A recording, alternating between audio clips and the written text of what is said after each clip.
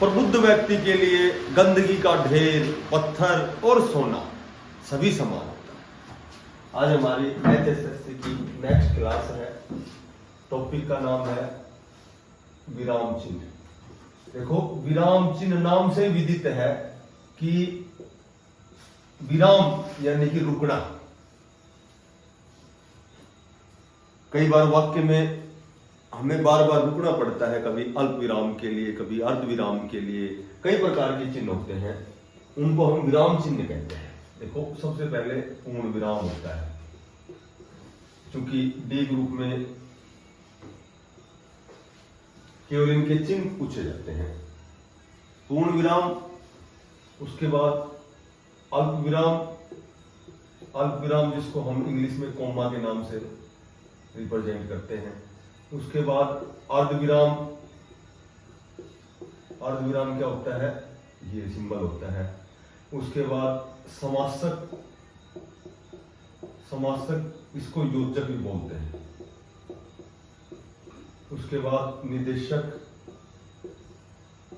निदेशक ये होता है। उसके बाद विवरण चिन्ह। विवरण चिन्ह ये होता है। उसके बाद लाघव चिन्ह। लाघव चिन्ह ये होता है। उसके बाद उद्धरण चिन्ह या अवतरण चिन्ह। उद्धरण चिन्ह बोलते हैं या अवतरण चिन्ह बोलते हैं। ये इन्वर्टेड कोमा होती है, ये उद्धरण चिन्ह होता है। उसके बाद विस्मयादि चिन्ह, एक्सक्लेमेटरी साइन। विस्मयादि चिन्ह ये होता है। उसके बाद प्रश्नवाचक। प्रश्नवाचक साइन ऑफ इंटरोगेशन होता है। और उसके बाद कोष्टक होता है। कोष्टक ये होता है।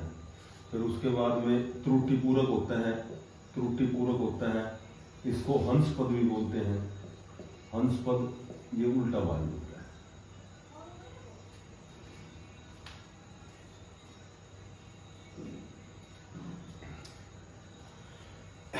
तो नॉर्मल वे में तो HSSC में इनके चिन्हों के बारे में पूछते हैं बस। बाकी थोड़ा थोड़ा मैं इनका एक्सप्लेन भी करता हूँ। पूर्ण विराम का प्रयोग जितने भी, एक तो डायरेक्ट क्वेश्चन होते हैं और एक इनडायरेक्ट अप्रत्यक्ष प्रश्न होते हैं। अप्रत्यक्ष प्रश्नों में जो अप्रत्यक्ष क्वेश्चन किए जाते हैं उनमें हमेशा पूर्ण विराम का प्रयोग किया जाता है। किसी भी दोनों के साथ, श्लोक के साथ, इनके साथ पूर्ण विराम का प्रयोग होता है। अप्रत्यक्ष प्रश्न क्या होते हैं? मैं नहीं जानता राम कहाँ जा रहा है। तो एक तो डायरेक्ट प्रश्न, आप कहाँ जा रहे हो, तो वहां तो प्रश्नवाचक साइन ऑफ इंटरोगेशन। एक इनडायरेक्ट क्वेश्चन क्या होते हैं? मैं नहीं जानता ये काम कैसे हुआ, कौन कर रहा है, कहाँ जा रहा है। तो ये अप्रत्यक्ष प्रश्न होते हैं, इनमें हमेशा पूर्ण विराम का प्रयोग होता है। ठीक है। अल्प विराम जहां रुकना पड़े, जहां पूर्ण विराम से कम और अल्प विराम से अधिक जो बीच का होता है वो अर्धविराम होता है। घर जाऊंगा, बाजार जाऊंगा, स्कूल जाऊंगा, खाना खाऊंगा, तो इस तरह से उनमें हमेशा अर्धविराम का प्रयोग होता है। योजक। योजक यानी कि या तो जैसे द्वंद्व समास में बीच में रात दिन, पाप पुण्य, इस तरह एक कुछ एक शब्द युग्म होते हैं। कुछ एक विभिन्न शब्द युग्मों के साथ शब्द युग्म क्या होते हैं, जैसे वो जुड़े हुए होते हैं, उनके साथ योजक का इसका प्रयोग होता है। जैसे मैं कहूँ कि पानी वाणी खाना वाना, जैसे पानी वाणी खाना वाना। ठीक है। तो ये शब्द युग्म होते हैं जो जुड़े होते हैं, ऊंच नीच, बाहर भीतर, इनके साथ। एक उसके बाद किसी का विवरण दिया जाए, किसी शब्द या पद का जब विवरण दिया जाता है। ठीक है।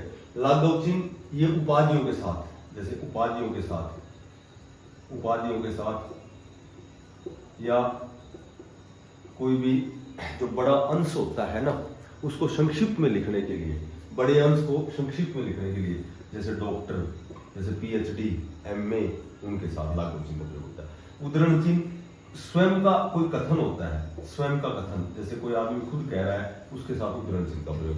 महात्मा गांधी ने कहा सत्य और अहिंसा का पालन करो, तो वो उद्धरण चिन्ह में रहेगा, स्वयं का कथन। विस्मयादि को बताइए। प्रश्नवाचक।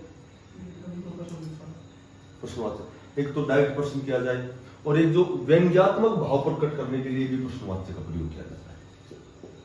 जो व्यंग्यात्मक जो भाव होते हैं, कोई ऐसा वाक्य जिसमें व्यंग किया गया है, कि जैसे राम के जैसा आज तक इस धरती पे जन्म नहीं लिया किसी ने, इस तरह ही उसके जैसा कोई छुपा रुस्तम नहीं है।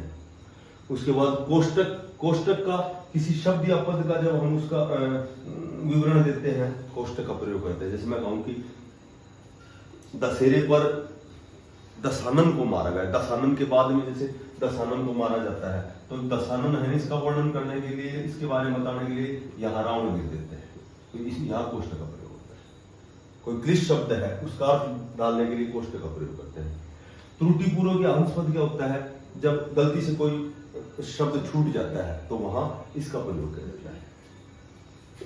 जैसे राम स्कूल जाता है, अब गलती से जाता नहीं लिखा तो इसको त्रुटिपूर्वक ऊपर या नीचे, नीचे ऊपर लिख के जाता लिखेंगे तो ये वाक्य शुद्ध हो जाएगा, सही हो जाएगा, ऐसे प्रयोग हो जाएगा। ठीक है, तो इनके आगे लिखोगे याद ना, क्या ले जाएगा, जाएगा।